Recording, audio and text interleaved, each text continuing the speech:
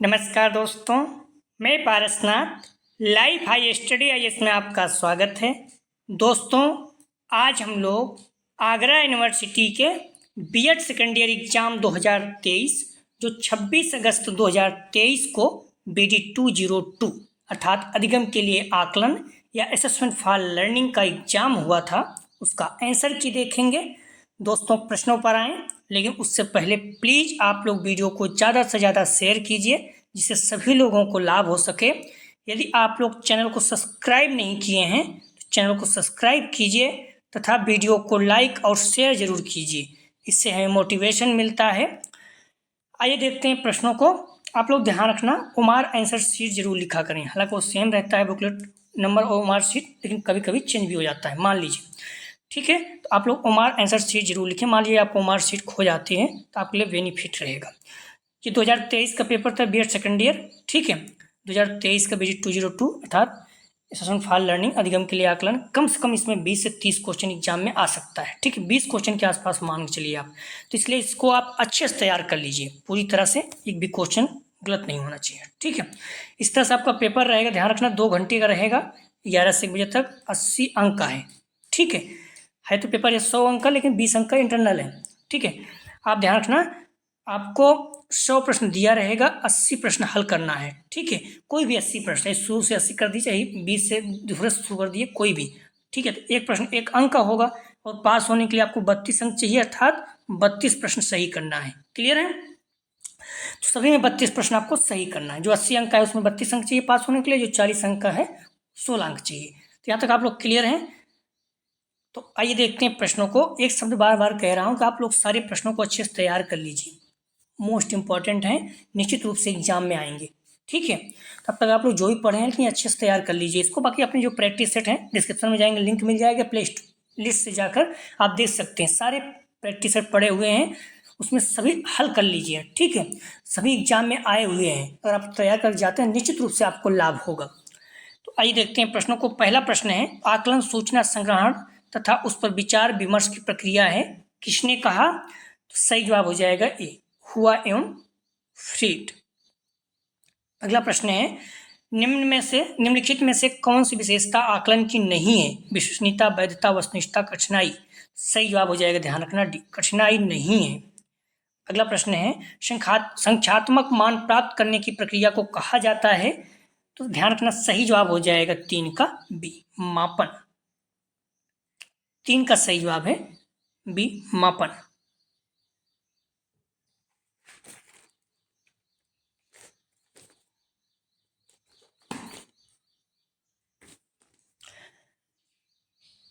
व्यवहार के मापन के लिए किस उपकरण का उपयोग किया जाता है? तो व्यवहार के मापन के लिए किस उपकरण का उपयोग किया जाता है? ये आकलन, बी मापन, सी मूल्यांकन, डी परीक्षण। सही जवाब हो जाएगा 4 का, ध्यान रखना, डी परीक्षण का। मूल्यांकन एक निरंतर चलने वाली प्रक्रिया है, किसने कहा? सही जवाब हो जाएगा ए, NCERT।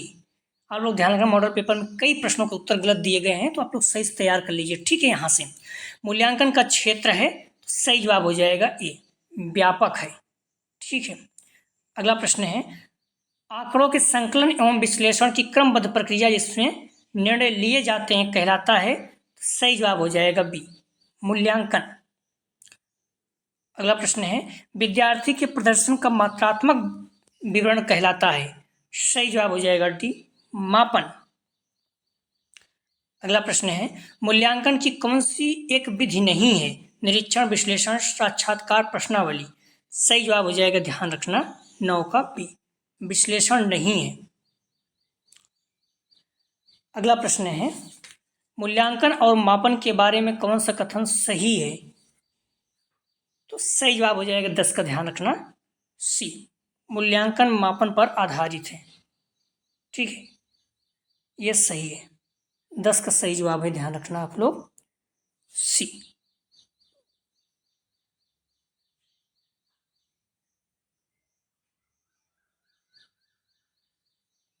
मूल्यांकन और मापन के बारे में कौन सा कथन सही है? दोनों समान प्रक्रिया है, ये गलत है, दोनों समान प्रक्रिया नहीं है। ठीक है, सी इसका सही जवाब है, मूल्यांकन मापन पर आधारित है।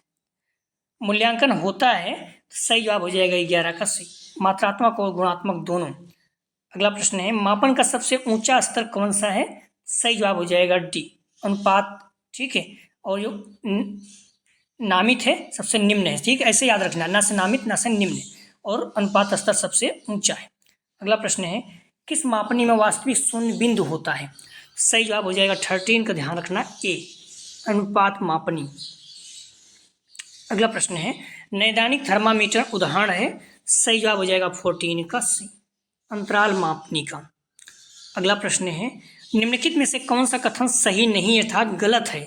सही जवाब हो जाएगा बी, क्रमित मापनी मापन स्तर का सबसे निचला स्तर है, ये गलत है। कौन सा है सबसे निचला स्तर? नामित है, और अनुपात सबसे उच्च है। दोनों याद रखना, भूलना नहीं आप लोग। ठीक है, अनुपात स्तर सबसे उच्च और नामित स्तर सबसे निम्न, ना से नामित ना से निम्न। रचनात्मक मूल्यांकन का उद्देश्य क्या है? सही जवाब हो जाएगा डी, छात्रों की प्रगति की निगरानी। अगला प्रश्न है ध्यान रखना निम्नलिखित में से किसमें सीखने की अस्थायी कठिनाइयों की जांच की जाती है? कठिनाइयों की जांच की जाती है। सही जवाब हो जाएगा 17 का ए, नैदानिक मूल्यांकन। अगला प्रश्न है अनुदेशन के अंत में उपलब्धि का आकलन करना है? सही जवाब हो जाएगा 18 का ध्यान रखना सी, योगात्मक मूल्यांकन। अनुदेशन के अंत में जैसे आप लोग एग्जाम हो रहा है, ये क्या है? सेमेस्टर मतलब योगात्मक है। ठीक है, इस पॉइंट को ध्यान रखना, योगात्मक आकलन जो होता है वर्ष के अंत में किया जाता है। अगला प्रश्न है किस मापनी का प्रयोग भौतिक मनोविज्ञान तथा सामाजिक विज्ञान में होता है? सही जवाब हो जाएगा ए, नामित मापनी में। ठीक है, नामित मापनी सबसे निम्न, अनुपात मापनी सबसे उच्च। प्लीज आप लोग वीडियो को लाइक और शेयर की, सभी लोगों को लाभ हो सके। मॉडल पेपर में कई प्रश्नों को उत्तर गलत दिया गया है। ठीक है, तो आप लोग यहाँ से तैयार कर लीजिए और निश्चित रूप से यहाँ से प्रश्न आएंगे एग्जाम में। तो प्लीज़ वीडियो को लाइक और शेयर कीजिए, और आप लोग डिस्क्रिप्शन में जाएंगे या फिर प्लेलिस्ट में जाकर सारी वीडियो को आप देख सकते हैं। ठीक है, सारी वीडियो आपको क्रम से मिल जाएगी। प्रश्न है मापन के कौन से स्तर में अंकगणितीय संक्रियाएं जोड़, घटाना, गुणा, भाग का प्रयोग किया जाता है? सही जवाब हो जाएगा डी, अनुपात मापनी। आप लोग अच्छे से तैयार कर लिए, क्योंकि इस पेपर को थोड़ा टफ माना जाता है और यहाँ पर मैक्सिमम बच्चों के नंबर कम आते हैं या फिर री एग्जाम देते हैं या बैक लग जाता है। ठीक है, तो इसलिए पेपर को अच्छे से तैयार करिए। जो भी समय बचा हुआ है अपने सारे प्रैक्टिस सेट को हल कर लीजिए, निश्चित रूप से वहाँ से बहुत ज़्यादा प्रश्न आपको मिलेंगे। ठीक है, तो वहाँ से प्ले लिस्ट में जाकर देख लीजिए, फिर आप टेलीग्राम व्हाट्सएप ग्रुप ज्वाइन कर लीजिए, वहाँ हम भेज देते हैं सबको। ठीक है, मूल्यांकन तकनीक का चयन मूल रूप से इसके आधार पर किया जाता है। सही जवाब हो जाएगा सी, विश्वसनीयता। अगला प्रश्न है विद्यालयों में इस्तेमाल किए जाने वाले अधिकांश परीक्षण हैं? सही जवाब हो जाएगा 22 का डी, उपलब्धि परीक्षण। अगला प्रश्न है कौन सा परीक्षण भविष्य की योग्यता का मापन करता है? सही जवाब हो जाएगा सी, अभिक्षमता परीक्षण। अगला प्रश्न है अभिवृत्ति मापन के लिए किस पैमाने का उपयोग किया जाता है? सही जवाब हो जाएगा 24 का ध्यान रखना, बी, लिकर्ट स्केल। अगला प्रश्न है एक वैयक्तिक अध्ययन की सीमाएं होती हैं? सही जवाब हो जाएगा 25 का सी, इसमें समय अधिक लगता है, बेहद जनसंख्या के लिए इसके परिणाम का सामान्यीकरण नहीं किया जा सकता। अगला प्रश्न है निम्नलिखित में से कौन सा मापन का गुणात्मक उपकरण है? सही जवाब हो जाएगा सी, ये भी दोनों, साक्षात्कार निरीक्षण दोनों। अगला प्रश्न है दो या दो से अधिक व्यक्तियों के व्यवहार का तुलनात्मक अध्ययन करने की व्यथित प्रक्रिया को परीक्षण कहते हैं? किसने कहा? सही जवाब हो जाएगा ए, क्रॉनवेक। अगला प्रश्न है वस्तुनिष्ठता परीक्षण के उपकरण की है? सही जवाब हो जाएगा 28 का बी, तकनीकी कसौटी। मॉडल पेपर में देखिए गलत दिया गया है। ठीक है, 28 का सही जवाब हो जाएगा बी। अगला प्रश्न है एक परीक्षण का ब्लूप्रिंट किस आधार पर आवश्यक है? सही जवाब हो जाएगा 29 का सी, प्रश्नों के प्रकार, शैक्षिक उद्देश्य दोनों। अगला प्रश्न है ब्लूम के अनुसार शैक्षिक उद्देश्यों को कितने भागों में बांटा गया है? सही जवाब हो जाएगा ए, 3। अगला प्रश्न है कौन सा शैक्षिक उद्देश्यों का क्षेत्र नहीं है? सही जवाब हो जाएगा 31 का ध्यान रखना, सामाजिक क्षेत्र। अगला प्रश्न है संज्ञानात्मक पक्ष का निम्नतम स्तर कौन सा है? सही जवाब हो जाएगा ध्यान रखना 32 का बी, ज्ञान। संज्ञानात्मक पक्ष का पूछा सबसे निम्न स्तर कौन सा है? तो ज्ञान है। सबसे उच्च स्तर मूल्यांकन है। ध्यान रखना संज्ञानात्मक स्तर में अर्थात ज्ञानात्मक स्तर में कौन कौन से स्तर हैं? तो पहला ज्ञान, दूसरा बोध, तीसरा अनुप्रयोग, चौथा विश्लेषण, पांचवा संश्लेषण, छठा मूल्यांकन। तो ज्ञान सबसे निम्न है और जो है मूल्यांकन सबसे उच्च है। इसी तरह से भावात्मक में सबसे निम्न कौन है? अग्रहण, सबसे उच्च चैत्रीकरण। इसी तरह क्रियात्मक उद्देश्य में सबसे निम्न कौन सा है? उद्दीपन, सबसे उच्च आदत निर्माण। ठीक है, तीनों ध्यान रखना आप लोग। ज्ञानात्मक पक्ष का खोज किसने किया था? तो बेस ब्लूम 1956 में। भावात्मक पक्ष का कर्थवाल 1964 में। क्रियात्मक उद्देश्य का तो सिम्पसन 1969 में। सभी प्रश्न पूछा गया और महत्वपूर्ण एग्जाम में आ सकता है। ठीक है, तो 32 का इसलिए सही जवाब हो जाएगा बी। अगला प्रश्न है, शैक्षिक उद्देश्यों का वर्गीकरण निम्न वर्ष में प्रस्तुत किया गया था। सही जवाब हो जाएगा 33 का, ध्यान रखना आप लोग, ए 1956 में। ठीक है, शैक्षिक उद्देश्यों का। अगला प्रश्न है, भावात्मक उद्देश्य का मुख्य बिंदु है। सही जवाब हो जाएगा 34 का सी, मूल्य निर्धारण। तो भावात्मक उद्देश्य का मुख्य बिंदु है मूल्य निर्धारण। बाकी मूल्यांकन, विश्लेषण, संश्लेषण ये क्या है? संज्ञानात्मक के हैं। अगला प्रश्न है, क्रियात्मक पक्ष का विकास किया गया। तो सही जवाब हो जाएगा 35 का, ध्यान रखना। क्रियात्मक पक्ष पूछ रहा है तो ए हो जाएगा सिम्पसन। मैंने पहले था क्रियात्मक पक्ष का सिम्पसन, भावात्मक पक्ष का कृथवाल, ज्ञानात्मक पक्ष का बेस ब्लूम। तीनों पता होना चाहिए आपको। अगला प्रश्न है, भावात्मक पक्ष का संबंध है। सही जवाब हो जाएगा 36 का सी, प्रशंसा से। किसी की अगर प्रशंसा कर दीजिए तो फिर देखिए वो काम ज़्यादा अच्छा करेगा, इमोशनल हो जाएगा। अगला प्रश्न है, टैक्सोनॉमी ऑफ एजुकेशन ऑब्जेक्टिव के लेखक कौन है? सही जवाब हो जाएगा 37 का डी, बीएस ब्लूम बोलते हैं। अगला प्रश्न है, निम्नलिखित में से कौन सा पक्ष शैक्षिक उद्देश्यों का शारीरिक क्षमता पर जोर देता है? सही जवाब हो जाएगा 38 का, ध्यान रखना सी, क्रियात्मक पक्ष। महत्वपूर्ण है, सब एग्जाम में आ सकते हैं। अगला प्रश्न है, भावात्मक पक्ष का आधार क्या होता है? सही जवाब हो जाएगा बी, मनोवैज्ञानिक पक्ष। अगला प्रश्न है, एक अच्छे परीक्षण में कौन सी विशेषता होती है? सही जवाब हो जाएगा, ध्यान रखना, ए वैधता, बी विश्वसनीयता, सी उपयोगिता, डी उपयुक्त सभी। सही जवाब हो जाएगा डी, मोस्ट इंपॉर्टेंट रखिए, अक्सर पूछा जाता है। अगला प्रश्न है, निष्पक्ष मूल्यांकन किस प्रकार के प्रश्नों से किया जाता है? सही जवाब हो जाएगा, ध्यान रखना, 41 का ए, वस्तुनिष्ठ प्रकार के प्रश्नों से। अगर निबंधात्मक निष्पक्ष हो नहीं सकता, क्योंकि किसी को ज़्यादा किसी को कम नंबर मिल सकता है। अगला प्रश्न है, वस्तुनिष्ठ परीक्षणों का मुख्य दोष क्या है? सही जवाब हो जाएगा 42 का डी, भाव प्रकाशन में असमर्थता। अगला प्रश्न है, निम्नलिखित में से कौन सा प्रत्यास्मरण प्रकार के परीक्षण के पद का उदाहरण है? सही जवाब हो जाएगा 43 का बी, रिक्त स्थानों की पूर्ति। अगला प्रश्न है, किस परीक्षण पद में उत्तरदाता अपने उत्तर को बनाता है? सही जवाब हो जाएगा 44 का सी, निबंधात्मक परीक्षण पद। अगला प्रश्न है,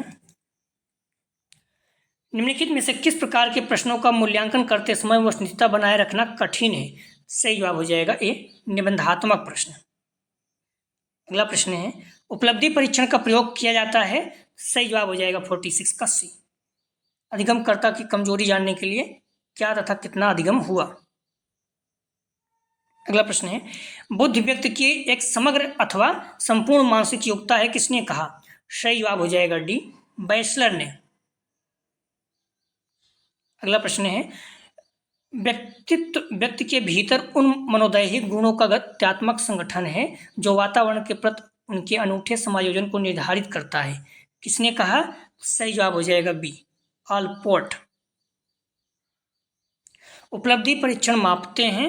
सही जवाब हो जाएगा 49 का सी, ज्ञान अथवा कौशल में निपुणता। बुद्धिलब्ध है, सही जवाब हो जाएगा 50 का ए, ध्यान रखना, मानसिक आयुपान वास्तविक आयु गुणते 100।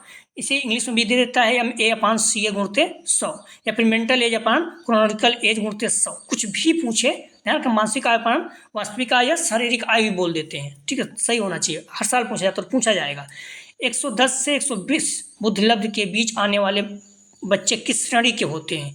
सही जवाब हो जाएगा सी, श्रेष्ठ बुद्धि के।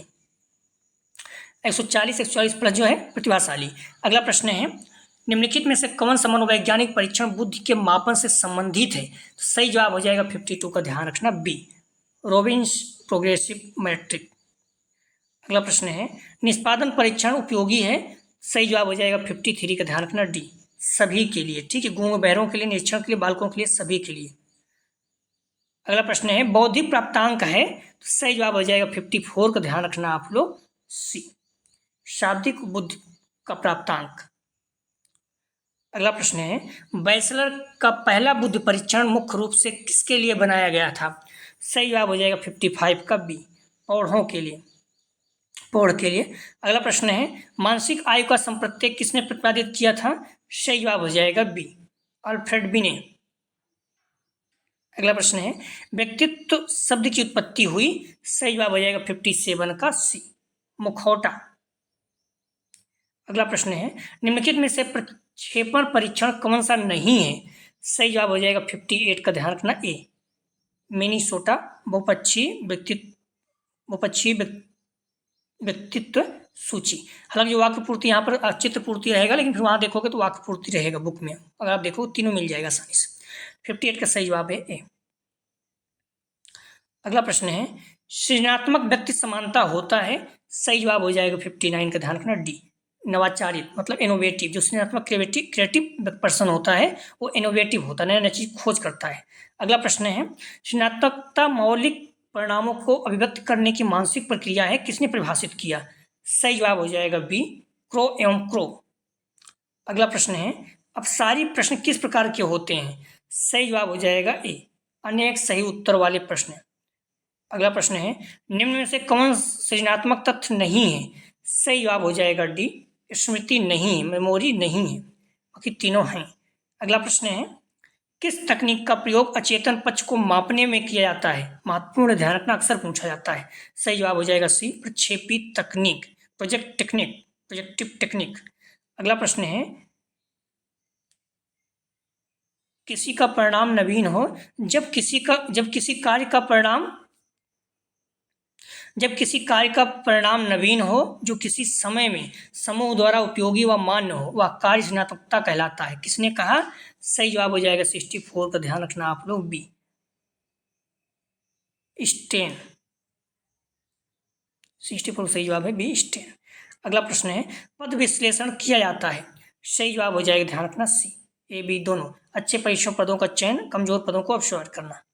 अगला प्रश्न है, एक परीक्षण पद का वह स्तर जो श्रेष्ठ तथा कमजोर में विभेद करता है कहलाता है? सही जवाब हो जाएगा 66 का बी, विभेदीकरण क्षमता। अगला प्रश्न है, परीक्षण की वैधता के प्रकार हैं? ध्यान रखना, ए रूप वैधता, बी विषय वस्तु वैधता, सी तर्क वैधता, डी उपयुक्त सभी। तो परीक्षण की वैधता के प्रकार हैं, सही जवाब हो जाएगा डी, उपयुक्त सभी। अगला प्रश्न है, वैधता के संबंध में कौन सा कथन सही नहीं है, मतलब गलत है? सही जवाब हो जाएगा 68 का, ध्यान रखना, वैधता के संबंध कौन सा कथन गलत है? तो वैधता परीक्षण की वह सीमा है जिस सीमा तक वह वही मापता है जिसके लिए उसका निर्माण किया गया है, या किसी कठोरती परीक्षण के साथ परीक्षण का संबंध है। वैधता परिवर्त त्रुटि का मापन है। शिक्षा और मनोविज्ञान में कोई भी परीक्षण पूर्ण वैध नहीं होता। तो वैधता के संबंध में कौन सा कथन सही नहीं है? तो डी इसका सही जवाब है। ठीक है, शिक्षा और मनोविज्ञान में कोई भी परीक्षण पूर्ण वैध नहीं होता। 69 का ध्यान रखना, 68 का सही जवाब है डी।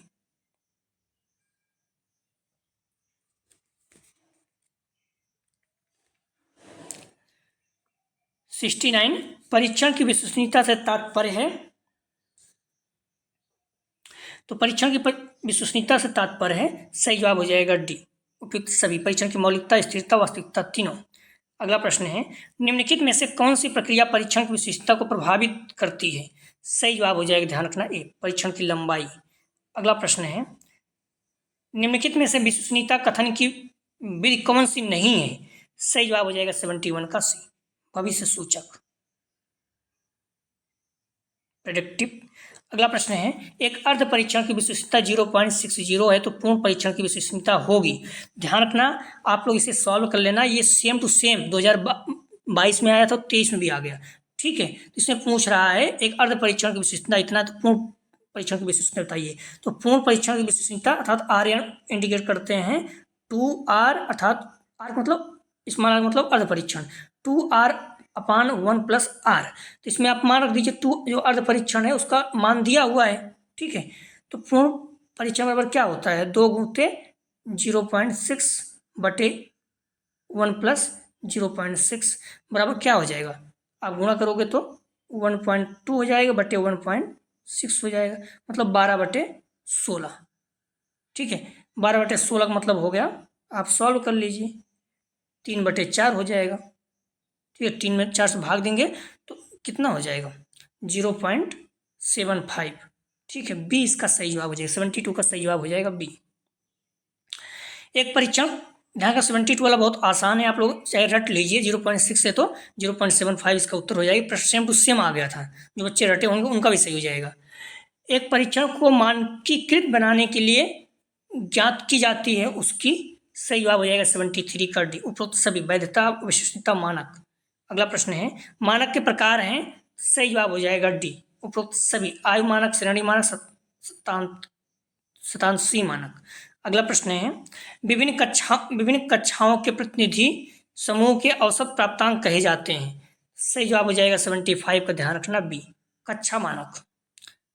अगला प्रश्न है अच्छे मानक की विशेषताएं हैं नवीन तथा सार्थकता, प्रतिनिधित्व, तुलनीयता, उपयुक्त सभी, सही जवाब हो जाएगा, ध्यान रखना डी उपयुक्त सभी।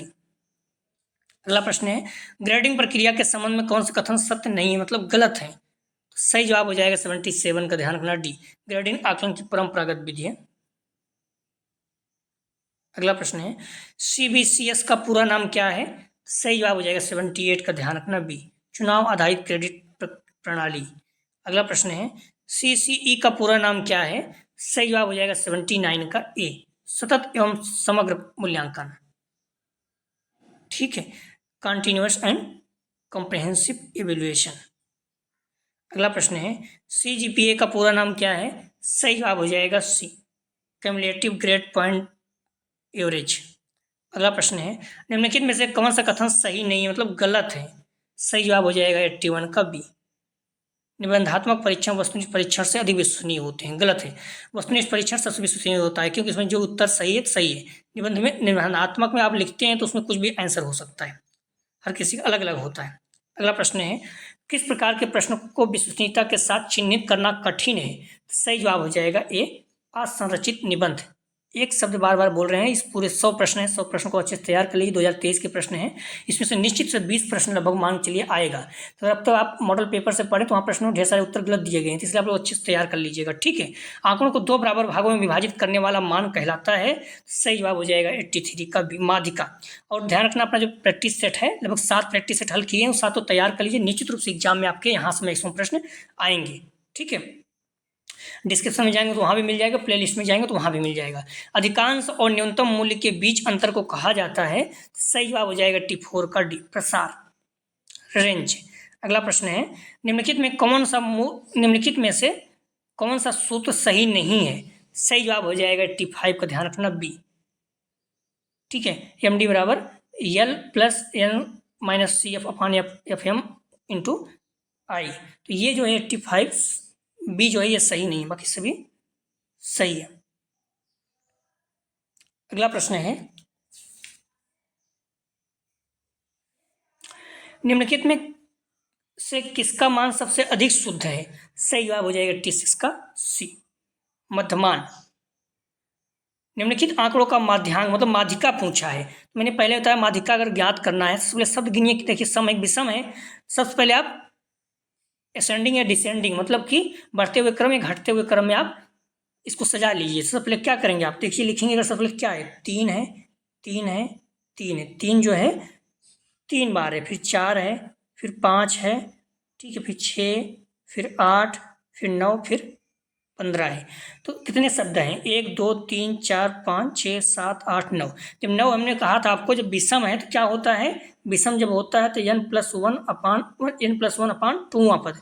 ठीक है, तो यहाँ 9 + 1 अपान 2 हो जाएगा, कितना होगा 10/2 हो जाएगा, कितना तो कौन सा हो जाएगा 5 हो जाएगा, मतलब 5वां पद। 1 2 3 4 मतलब 5वां पद कितना है 5 है, सही जवाब इसका हो जाएगा, ध्यान रखना ए 87 का सही जवाब है ए 5। अगला प्रश्न है मानक विचलन निकालने का सूत्र है, सही जवाब हो जाएगा T8 का सी। मानक विचलन बराबर क्या होता है I√σ/d² अपान n माइनस कोष्टक के अंदर σ/d अपान n का होल वर्ग। ठीक है, अगला प्रश्न है विचलनशीलता की माप कौन सी है, सही जवाब हो जाएगा 89 का डी उपयुक्त सभी, प्रसार, चतुर्थ विचलन, मानक विचलन सभी। अगला प्रश्न है यदि कुछ आंकड़ों का मध्यमान एवं माध्यांक 6 और 10 है तो बहुलक होगा। ध्यान रखना यहाँ पर मध्यमान मतलब मध्यमान 6 और माध्यांक मतलब माध्यिका 10 दिया गया है, बहुलक ऊंचा है। बहुलक बराबर सूत्र क्या होता है, 3 माध्यिका माइनस 2 माध्य। ठीक है, हम लोग देखे भी हैं इसको। 3 यहाँ पर माध्य कितना है 6 और माध्यिका कितना है 10 है, 3 गुणते 10 इंटू 2 गुणते 6, तो 30 माइनस 12 कर दीजिए। 30 माइनस 12 कितना हो जाएगा 18। सही जवाब हो जाएगा इसका, ध्यान रखना 90 का सही जवाब है बी 18। हम लोग इसको सॉल्व कर चुके हैं। जो प्रैक्टिस 5 है उसको सॉल्व कर लीजिएगा, वहाँ से सारे प्रश्न आपके मैथ के हो जाएंगे। बहुत सरल होता है। माध्यिका बहुलक माध्यांक एक सवाल सरल वाला देख लीजिए बस। माध्यमान बराबर क्या होता है, सभी पदों का योग कर दीजिए बटे 100 कर दीजिए। ठीक है, और माध्यिका में आप सूत्र रखिए सम क्या है विषम क्या है, और बहुलक में क्या होता है जो सबसे अधिक बार आए वही उत्तर हो गया। ठीक है, सारे हम लोग हल कर चुके हैं। तो आप जो प्रैक्टिस 5 है या फिर यूनिट 5 उसको देख लीजिएगा, हो जाएगा। ठीक है, सहसंबंध गुणांक की गणना करने के लिए क्रमांतर विधि का विकास किसने किया था, सही जवाब हो जाएगा 91 का बी स्पीयरमैन। 2022 में भी आया था, अपने प्रैक्टिस से ही आया था। अगला प्रश्न है सहसंबंध गुणांक का प्रसार है, सही जवाब हो जाएगा ध्यान रखना सी -1 से +1 के बीच में। निम्नलिखित में से कौन सा प्रोडक्ट मूवमेंट विधि नहीं है, सही जवाब हो जाएगा 93 का बी विकिरण आरेख विधि।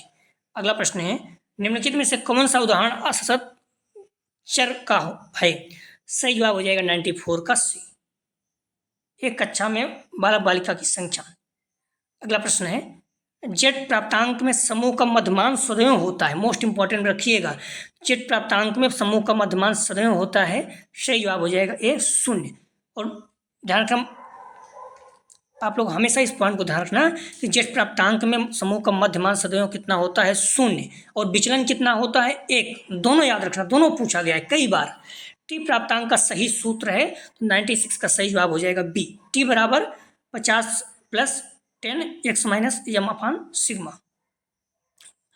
स्टेन 9 स्कोर का प्रसार क्या है, सही जवाब हो जाएगा 97 का बी 1 से 9। लेकिन यहीं पर स्टेन आ जाए तो 10 मतलब क्या होता है 10, ऐसे याद रखिए, तो 1 से 10 हो जाएगा। ठीक है, स्टेन 9 पूछा है तो इसका सही जवाब हो जाएगा बी। लेकिन स्टेन पूछे, ध्यान रखना स्टेन पूछे तो 0 से 10 होता है। ठीक है, 0 से 10 क्या 1 से 10 होता है। ठीक है, अगर स्टेन 9 पूछे तो 1 से 9, स्टेन पूछे 110, 1 से 10। ठीक है, दोनों याद रखना। अगला प्रश्न है, हालांकि जो इसका 97 सही जवाब है बी। अगला प्रश्न है 80 के माध्य की परीक्षा और 20 के मानक विचलन पर 60 अंक प्राप्त करने वाले विद्यार्थी का जेड अंक होगा, सही जवाब हो जाएगा 98 का, ध्यान रखना डी -1। अगला प्रश्न है एक विद्यार्थी ने मनोविज्ञान की परीक्षा में 80 अंक और सांख्यिकी में 60 अंक प्राप्त किए हैं, तो इन अंकों को निम्न से किसमें परिवर्तित करके तुलना की जा सकती है, सही जवाब हो जाएगा सी मानक अंक। अगला प्रश्न है निम्नलिखित में से कौन सा कथन सही नहीं मतलब गलत है, तो दो चरों के मध्य संबंध निकालने के लिए बहुलक का प्रयोग किया जाता है। माध्यांक एक क्रमिक चर है, मध्यमान से विचलन का योग 0 होता है, अवर्गीकृत आंकड़ों और कुछ नहीं बल्कि मूल आंकड़े हैं। कौन सा कथन सही नहीं मतलब गलत है, सही जवाब हो जाएगा ए। दो चरों के मध्य संबंध निकालने के लिए बहुलक का प्रयोग किया जाता है, ये गलत है।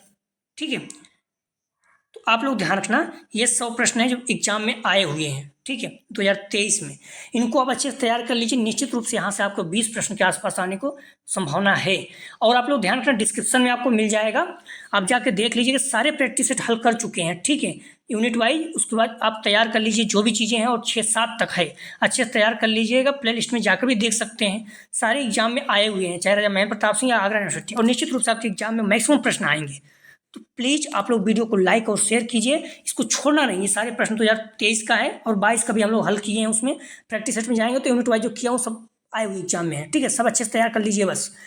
तो प्लीज़ वीडियो को लाइक और शेयर कीजिए। और एक शब्द बार बार कह रहे हैं, जिस कॉलेज में पढ़ रहे हैं वहाँ पर इस चैनल के बारे में जरूर बताइए। ठीक है, तो प्लीज़ वीडियो को लाइक और शेयर कीजिए, इससे सभी लोगों को लाभ हो सके। निवेदन है कि आप लोग वीडियो को लाइक जरूर किया करें और शेयर किया करें। कॉलेज ग्रुप पे जो भी फ्रेंड आपके बीएड कर रहे हैं। वीडियो देखने के लिए धन्यवाद दोस्तों।